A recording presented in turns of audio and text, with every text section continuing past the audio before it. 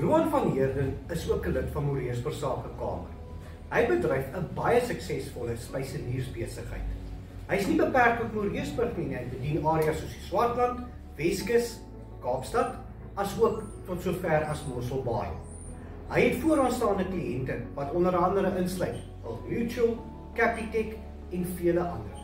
Luister gerus hoe Roan sy besigheid bedryf en wat sy motto is. Ek is Roan van Heerden, die eienaar van Roan van Heerden Spysenierings.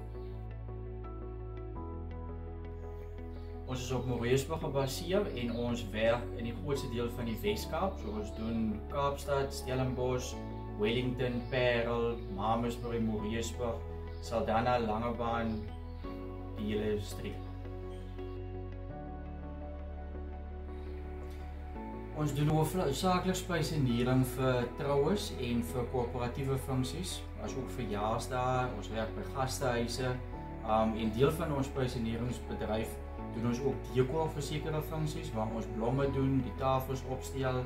En ja, dan kan ons 'n hele konferensie byvoorbeeld uiteensit en alles agter mekaar kry daarvan. Wat vir ons laat uitstaan bo die res is ons kook plaaskos, huiskos en dan lyk ons dit vreeslik fancy. Ons kook die kos wat jou gaan laat dink aan jou ouma en jou ma en vir jou nostalgies gaan maak wanneer jy die hoenderpastei en die pampoenpoffertjies met die toffiesous voor jou kry en jou gaan laat verlang dat jy groot word daar. Die enigste raad wat ek vir enige besigheid vandag kan gee is moenie ophou nie. Never mind hoe swaar dit is, never mind hoe hard jy moet beklei. Moenie stop. Gaan aan, druk deur, hou aan. Jy sal die vrugte pluk eendag.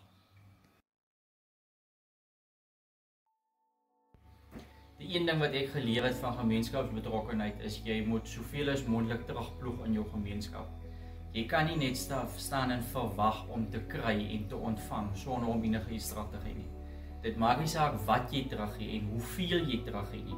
Jy moet iets vir jou gemeenskap teruggee. Dit is wat seker maak mense is bewus van jou, wat seker maak mense ondersteun jou op die einde van die dag en laat al staan jy in jou eie gemeenskap, klein iewers een kant, gaan jy 10 keer groter staan in ander gemeenskappe omdat hulle vir jou vir mense vertel van wie jy is en waar jy vandaan kom.